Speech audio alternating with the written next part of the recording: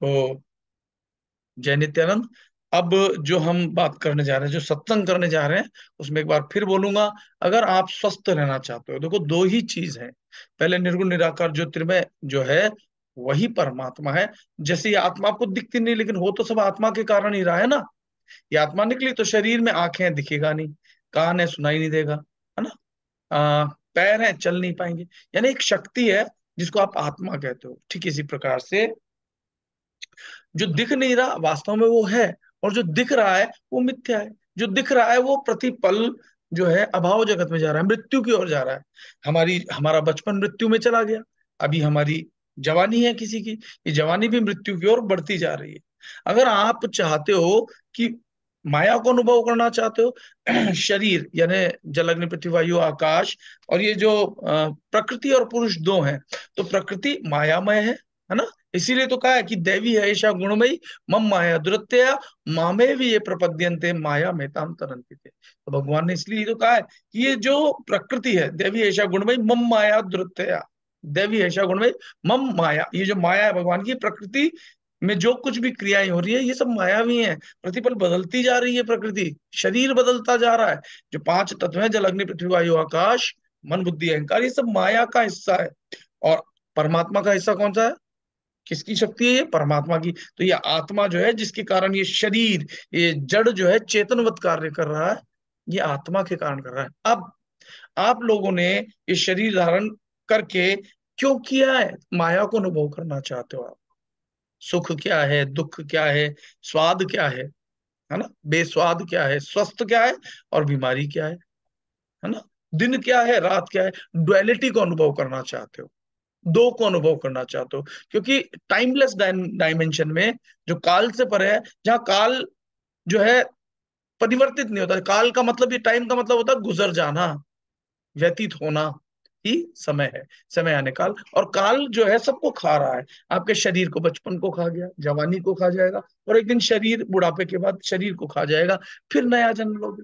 तो ये बारंबार जो है समय समय अनुसार आपका जीवन बीतता जा रहा है। लेकिन अब अगर आप माया को अनुभव करना चाहते हो, तो माया को अनुभव करने के लिए भगवान ने क्या कहा है गीता में, कि युक्त आहार विहार से, कि जीवन में आहार युक्त हो। मतलब ना तो बहुत ज्यादा खाओ, ना ऐसा करो कि व्रत पे व्रत, व्रत पे व्रत, व्रत पे व्रत किए जा रहे हो और शरीर कमजोर किए जा रहे हो, है ना। युक्त आहार और विहार। विहार मतलब जितना खाया उतना चलो भी, उसको पचाओ, घूमो फिरो, थोड़ी एक्सरसाइज करो, थोड़ी प्राण क्रिया करो, युक्त हो, भोजन युक्त हो, युक्त निद्रा हो। ऐसा नहीं हो कि रात्रि जागरण करे ही जा रहे हो कई कई रातों तक, और ऐसा भी ना हो कि रात और दिन सोते ही रहते हो, आलस्य। युक्त हो, युक्त निद्रा हो, युक्त जो है जागरण हो, हर चीज युक्त हो, एक सम मात्रा में हो, तो आप स्वस्थ रहोगे। तो अगर आप माया को अनुभव करना चाहते हो, तो माया को अनुभव करने के लिए हर चीज जैसे तीन भागों से फिर सात भागों में बढ़ गई। इसी प्रकार से सात प्रकार के सुख बताया। तो पहला सुख निरोगी काया। अगर काया सुखी है तो आप जो है घूम सकते हो, अच्छा खा सकते हो। अगर काया सुखी नहीं है, बीमार हो, बुखार है, तो आपको खाना भी अच्छा नहीं लगेगा। खाना पीना, घूमना फिरना कुछ अच्छा नहीं लगेगा, केवल शरीर पड़ जाएगा। इसलिए पहला सुख निरोगी काया, और दूसरा सुख घर में माया। अब माया को अनुभव करना चाहते हो तो सबसे पहले काया को सही रखो। युक्त आहार विहार से काया कैसे स्वस्थ रहेगी? युक्त खाओ, कम खाओ, लेकिन युक्त। ऐसा नहीं कि बिल्कुल स्वादिष्ट स्वादिष्ट भोजन है तो आप करे ही जा रहे हो, करे ही जा रहे हो, करे ही जा रहे हो, फिर बाद में दुखी हो रहे हो। और बहुत ज्यादा कर लोगे तो नींद आएगी, आलस्य आएगा, आलस्य आएगा तो तामसी प्रवृत्ति बढ़ेगी, तामसी प्रवृत्ति बढ़ेगी तो आप तामस योनियों में चले जाओगे। आने वाली जो योनि होगी वो सांप अजगर आदि की होगी। सात्विक प्रकृति के रहोगे तो आपको स्वर्ग तुल्य जो है अगला जन्म मिलेगा, जहाँ खुशियां होगी, पैसा होगा, पैसे के अभाव में दुखी नहीं होगे, छोटी छोटी चीजों के अभाव में दुखी नहीं होगे। लेकिन ये संसार सुख दुख का मेला है। यहाँ सुख और दुख आना और जाना चलता ही रहेगा, ये जीवन है। इसलिए आप जीवन में सुखी होना चाहते हो तो युक्त आहार विहारस्य, युक्त भोजन करो, है ना। और इसको भी समझा दिया गया आगे कि तीन तरह के भोजन होते हैं। जो सात्विक पुरुष होता है वो कैसे भोजन पसंद करता है? जिससे आयु बढ़े, रस युक्त। आयु सत्व बल आरोग्य सुख प्रीति विवर्धना, कि जो आयु को बढ़ाए, है ना, और सुख भी प्रदान करता है।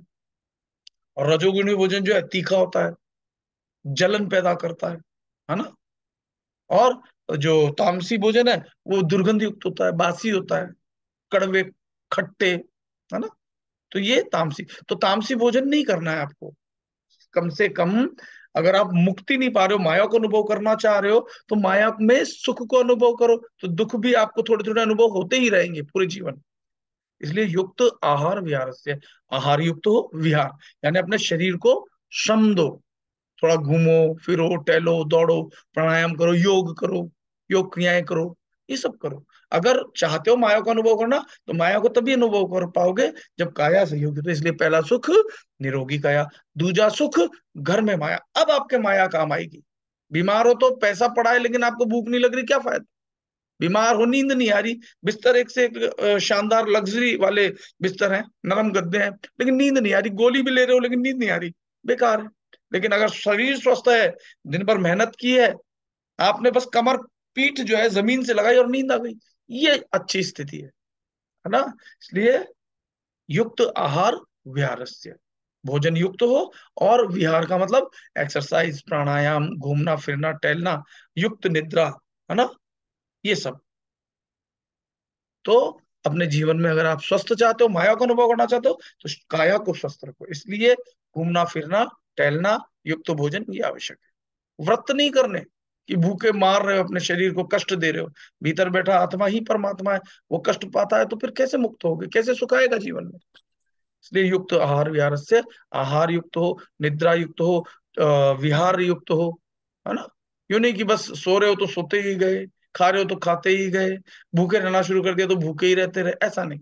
युक्त, समत्वम योग उच्यते, समभाव, हर चीज बराबर मात्रा में, बराबर बोले तो ठीक मात्रा में, ठीक है। तो इसलिए समझो और आगे बढ़ो। तो माया को अनुभव करना है तो अपनी काया को स्वस्थ रखना है, तो पहला सुख निरोगी माया, निरोगी काया, दूजा सुख घर में माया। अब काया स्वस्थ है तो आप मेहनत करके श्रम करके पैसा कमा भी सकते हो, तो माया आ जाएगी। अब माया आ गई तो तीसरा सुख क्या है, सुलक्षणा नारी।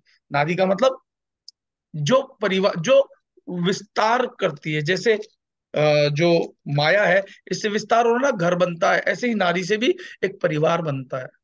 सुलक्षणा नारी, जो आपकी सेवा कर दे। और चौथा सुख पुत्राज्ञाकारी। मूल चार सुख जानो, फिर घर में आशा बासा, आपके मन मुताबिक चीजें जो है वो 7 सुखों में बांट दी है, मुख्य चार ही है। इसलिए पहले शरीर को स्वस्थ रखो, माया को अनुभव कर लो, और जब माया को अनुभव कर लो तो सत्य को भी जानो।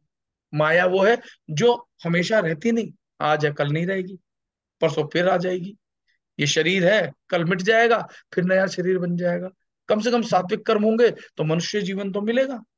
और तीनों गुणों से ऊपर, तमोगुण, रजोगुण, सतोगुण से भी ऊपर अगर आप चले जाओगे, ऊपर से मतलब कोई ऐसा डायरेक्शन नहीं है, ऊपर से मतलब होता है जैसे सूर्य ऊपर की ओर होता है ना, ज्ञान, प्रकाश का मतलब ज्ञान। तो अगर आप ज्ञान की ओर जाओगे तो मुक्त हो जाओगे। और नीचे का मतलब होता है अज्ञान, अंधेरा, नीचे जाओगे तो फंस जाओगे, बार बार जन्म मरण होगा। इसलिए माया को अनुभव करने के बाद अपनी मुक्ति का साधन भी खोजो, जानो कि मैं ही कौन हूं, अहम ब्रह्मास्मि। ठीक है। तो अब हम ये जो ज्ञान देना था मुझे, युक्त आहार विहारस्य, युक्त जीवन, युक्त निद्रा, युक्त भोजन, ये मैंने दे दिया।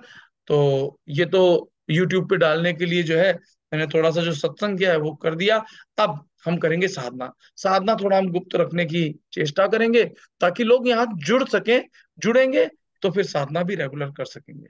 मेरे नंबर वैसे मैंने दे ही रखे हैं पुराने वीडियोस में, मोबाइल नंबर वहां आपको मिल जाएंगे। तो अभी हम साधना शुरू करने वाले हैं, उससे पहले मैं वीडियो की जो रिकॉर्डिंग है वो स्टॉप करके ये यूट्यूब पे डाल दूंगा। आप लोग खुद भी सुनना, लोगों को शेयर करना, ताकि ये ज्ञान लोगों तक ज्यादा से ज्यादा पहुंचे। लाइक करो ना करो, लेकिन शेयर जरूर करो, क्योंकि लोगों तक ज्ञान तो पहुंचे, है ना। इसलिए इसको शेयर करो। गीता में, गीता जो है श्रीमद् भागवत गीता, उसमें संपूर्ण ज्ञान दे दिया गया। कुछ गुप्त जैसा लगता है, लेकिन वो प्रकट कैसे होगा, कोई ज्ञानी संत, तत्वदर्शी संत जिसने अनुभव कर लिया हो, वो आपको भेद खोलेगा, तो आपको पता चल जाएगा। बाकी गीता में आपको सब प्रश्नों के उत्तर मिल जाएंगे। जब तक आपको गुरु नहीं मिलेगा, आपके सामने सब कुछ पड़ा है, लेकिन वो लखेगा नहीं, दिखेगा नहीं, पता नहीं चलेगा, कोडेड है लैंग्वेज। इसलिए इस ज्ञान को जो अब आप तक आ रहा है इसको फैलाते रहो, आगे बढ़ते रहो। ठीक है। धन्यवाद।